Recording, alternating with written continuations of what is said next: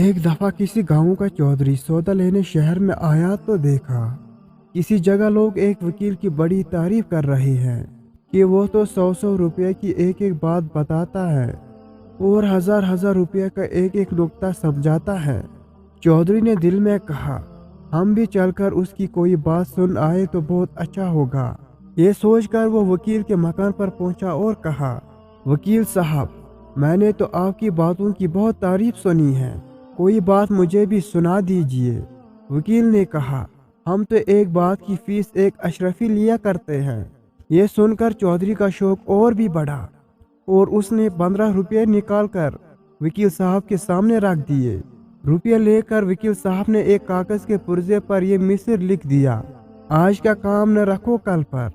चौधरी वापस आया तो मजदूरों ने खेत काट कर बहुत सा गुला निकाल रखा था। शाम को वो चौधरी से मजदूरी लेने आए तो उसने कहा, इस अनाज को घर में पहुंचाओगे तो मजदूरी मिलेगी। मजदूरों ने कहा, अब तो वक्त गुजर चुका है, कल दिन निकलते ही रखवा लेना, दूसरे के अनाज भी तो सब बाहर ही पड़े हैं। चौधरी बोला, भाइयों, मैंने तो आज ही 15 रुपये देकर ये बात सीखी है, बस मैं तो इसी वक्त रखवाऊंगा। आखिर मजदूरों को अनाज घर में रखना ही पड़ा।